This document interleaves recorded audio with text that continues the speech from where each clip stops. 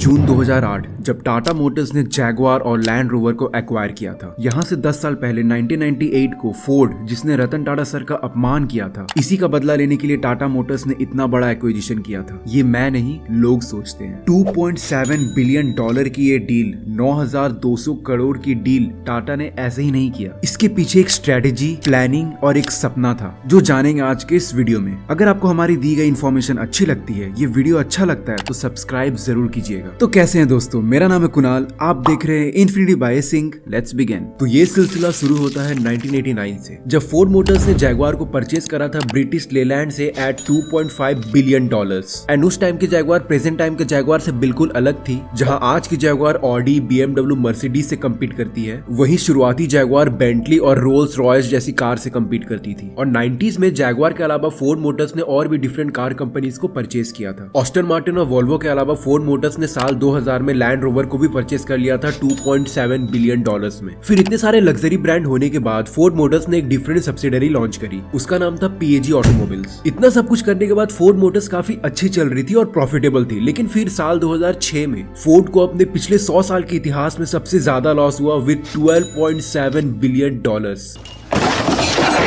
और एक annual report में फोर्ड ने यह भी प्रोजेक्ट किया था कि शायद 2009 तक ये कंपनी कभी प्रॉफिटेबल ही ना हो और ये कंपनी शायद बैंकरप्ट हो जाए। फिर कंपनी को स्टेबल करने के लिए फोर्ड ने अपने एस्टन मार्टिन को मार्च 2007 में सेल कर दिया। फिर जून 2007 में फोर्ड मोटर्स ने सारे ऑटोमोबाइल कंपनीज के सामने ऑफर रखा कि वो अपने जैगवार और लैंड रोवर को बेचना चाहते हैं और कोई भी कंपनी इंटरेस्टेड है वो अपने हाईएस्ट बिडिंग के साथ ये कंपनी को परचेस कर सकते हैं। तो ये तो हो गई फोर्ड मोटर्स की साइड। तो अब हम देखते हैं कि टाटा मोटर्स इन दिनों क्या सोच रहा था। तो टाटा मोटर्स की कहानी शुरू होती है इंडियन मार्केट से। उन्होंने इंडियन मार्केट के ऊपर तो काफी रूल कर लिया, लेकिन टाटा को एक ग्लोबल ब्रांड बनाना है, एक ग्लोबल मार्केट में ले जाना है, तो उन्हें एक्सपैंड करना होगा। और उन्हें ग्लोबल मार्केट में जाने के लिए उन्हें सबसे डेवलप कंट्री में जाना पड़ता, जो है यूएस मार्केट। और यूएस जैसी कंट्री में जीरो लेवल से ब्रांड को बिल्ड करने में बहुत ज्यादा पैसा खर्च होता, और वहां के डेवलप मार्केट के जो कस्टमर्स है उनकी भी एक्सपेक्टेशन काफी हाई होती है, तो उसे भी कम्पीट करना काफी मुश्किल वाला काम था। तो रतन टाटा सर का ये सोचना था कि वहां की जो भी ऑलरेडी सेट कंपनी है या ब्रांड है, उसे एक्वायर करने के बाद ही ये काम किया जा सकता था। तो टाटा मोटर्स इस जुगाड़ में था कि वहां एक कोई बढ़िया ब्रांड मिल सके जिससे ये काम किया जा सके। और इतने ढूंढने के बाद ये मौका मिला उन्हें 12 जून 2007 को, जहां मैंने आपको पहले बताया कि फोर्ड मोटर्स ने ऑफिशियली अनाउंस कर दिया था कि उन्हें जैगवार और लैंड रोवर को सेल करना है। तो अब जब टाटा और फोर्ड की एक साथ सुई यहाँ पे मिल चुकी है, तो यहाँ से कहानी को आगे बढ़ाते हैं। तो जब फोर्ड मोटर्स की एक खबर फैली कि वो जैगवार और लैंड रोवर को एक साथ सेल कर रहे हैं, तो बहुत से देशों की ऑटोमोबाइल कंपनी आ पहुंची इसे खरीदने के लिए। इंडिया से टाटा एंड महिंद्रा गई, एंड बाहर से JP मॉर्गन एंड बहुत से अलग प्राइवेट इक्विटी फर्म्स भी गए। तो फोर्ड मोटर्स ने ये सेल करने से पहले ये शर्त रखी कि ये जैगवार एंड लैंड रोवर के 16,000 एम्प्लॉय थे और इनका एक एम्प्लॉय यूनियन बना हुआ था। तो इन्होंने एक शर्त रख दी कि हम ऑटोमोबाइल कंपनी है तो हम ऑटोमोबाइल कंपनी के पास ही जाएंगे, हम प्राइवेट इक्विटी फर्म्स के पास नहीं जाएंगे। तो फिर प्राइवेट इक्विटी फर्म्स का पत्ता यहीं पे साफ हो गया। फिर जो मेन कंपनीज ये बीडिंग में बची वो थी Mahindra, Tata and JP Morgan. तो बीडिंग महिंद्रा ने शुरू की थी, और फिर जैसे जैसे बीडिंग बढ़ने लगी, महिंद्रा को सोचना था टाटा से क्या लगना, और वापस वो इंडिया चली गई। फिर फोर्ड मोटर्स ने भी यहाँ पे कहा कि यहाँ पे जो भी है उनमें सबसे एलिजिबल एक ही कंपनी है जो हमारे एम्प्लॉयज का भी ध्यान रखेगा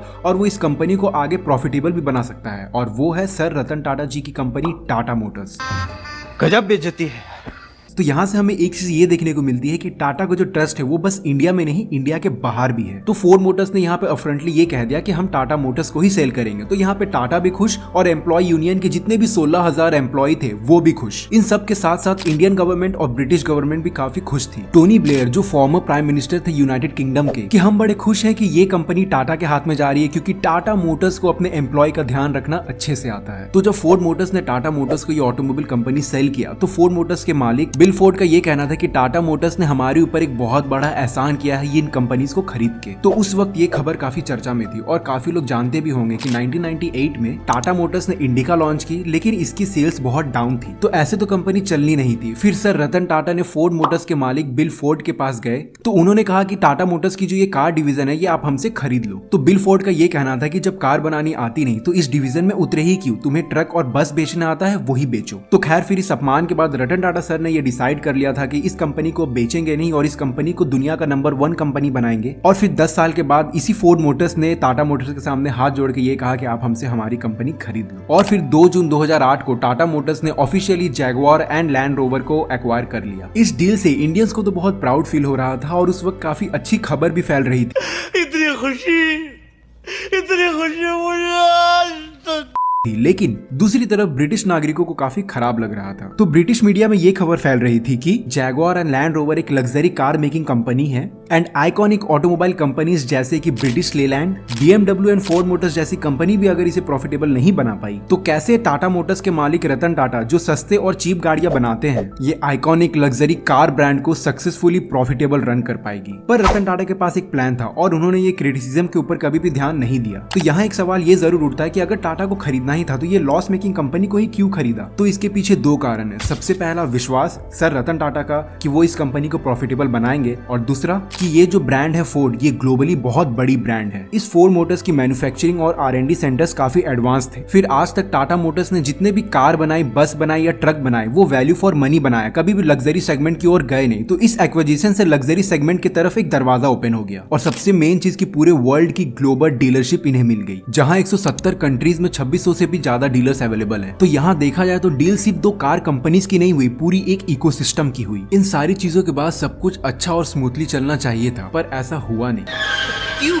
क्या हुई? ये डील हुई थी 2 जून 2008 को और कुछ महीनों के बाद सितंबर 2008 को अमेरिका का 100 साल पुराना बैंक लेमन ब्रदर्स क्रैश हो गया और इकोनॉमिक क्राइसिस पूरे वर्ल्ड में ले आया। और ये यूरोप का ही मार्केट था जो प्रीमियम कार्स को खरीदता था जैसे जैगुआर, लैंड रोवर, और यही मार्केट क्रैश हो गया और सेल 0 पे पहुंच गया। टाटा मोटर्स का प्रॉफिट 2008 में 2515 करोड़ का था और इस क्राइसिस के बाद 2009 में उसका लॉस हो गया 2500 करोड़ का। फिर इसे रिकवर करने के लिए लोन के तौर पर जब टाटा मोटर्स यूरोपियन बैंक्स के पास गए तो 2008 के क्राइसिस के चलते उनकी हालत खुद ही खराब थी। पर ये जो इकोनॉमिक क्राइसिस था इसका असर पूरे वर्ल्ड में देखने को मिला, पर दो ऐसी कंट्रीज थी जिसपे इसका असर बहुत कम हुआ। पहला इंडिया एंड दूसरा चाइना। और देखा जाए तो ये दो कंट्रीज इसलिए भी बच गई क्योंकि ये दो कंट्रीज उस वक्त वास्ट एक्सपेंशन पे थी, मतलब इनकी ग्रोथ रेट काफी ज्यादा थी। पूरे वर्ल्ड वाइड में 2008 में 5% का ड्रॉप हमें कार सेल्स में देखने को मिला, लेकिन वहीं चाइना में हमें 7% का इंक्लाइन देखने को मिला। और इन सारे क्राइसिस के दौरान इंडिया की सेल ऑलमोस्ट स्टेबल रही। तो यूरोपियन कंट्रीज का कंपेयर में इंडिया और चाइना के पास पैसा था, तो रतन टाटा वापस इंडिया के इंडियन बैंक से हेल्प मांगी। फिर यहाँ इंडियन बैंक्स का एक कंसोर्टियम बना जिसे SBI लीड कर रहा था। फिर इन सब ने मिलकर टाटा को $500 मिलियन यानी 4000 करोड़ रुपए दिए। फिर टाटा मोटर्स ने इसके बाद ग्लोबल लेवल पे KPMG को हायर किया जो एक मैनेजमेंट एजेंसी है जो आगे टाटा मोटर्स को ये बताती कि आगे किस तरह से चीजों को मैनेज करना चाहिए। और KPMG ने टाटा मोटर्स को 3 स्ट्रेटेजीज बताई। पहला, नए प्रोडक्ट्स को डेवलप किया जाए, दूसरा कैश मैनेजमेंट करो, और तीसरा सबसे इंपॉर्टेंट कॉस्ट कटिंग की जाए। इसको फॉलो करते टाटा मोटर्स ने 32% मैन पावर को एडजस्ट किया और इस एडजस्टमेंट से टोटल 680 करोड़ की बचत की। इसके बाद रिसर्च एंड डेवलपमेंट में कोई कंजूसी नहीं की और खुल के खर्चा किया। जहां बाकी की कंपनीज अपने रेवेन्यू का 5% R&D पे देती हैं, वहीं टाटा मोटर्स ने 14% दिया और फिर एट लास्ट नए मार्केट को डेवलप किया। जैगुआर की सेल्स जहां पे नॉर्थ अमेरिका और यूरोपियन मार्केट से होती थी, लेकिन अभी यूरोपियन मार्केट की हालत खस्ता थी, इसलिए टाटा मोटर्स ने मार्केट डेवलप किया चाइना, रशिया और लैटिन अमेरिका। तो टाटा मोटर्स के बाय करने से पहले इन जगह से टोटल सेल 1% आता था जैगुआर का, जो टाटा के इस प्लान के बाद 20% हो गया था। फिर आगे चल के साल 2013 में जैगुआर और लैंड रोवर को मर्ज करके टाटा मोटर्स ने JLR बना दिया। फिर आखिरकार इतनी मेहनत के बाद टाटा मोटर्स की JLR ने साल 2017 में $34 बिलियन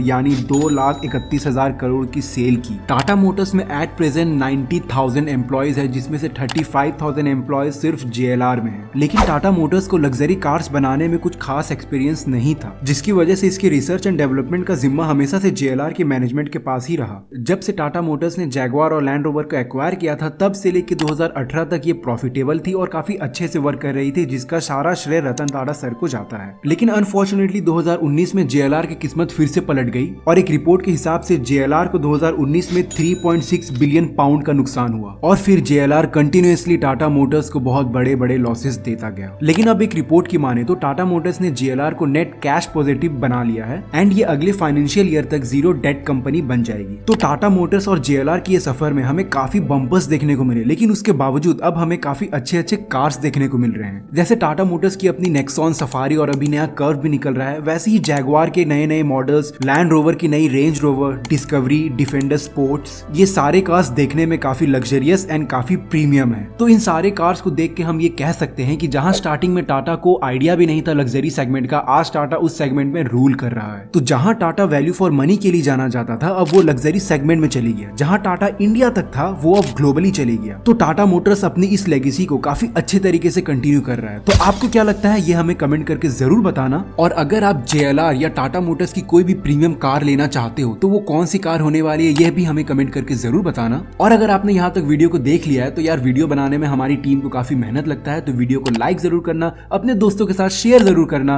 और सब्सक्राइब किए बगैर मत जाना। So this is your friend Kunal signing off.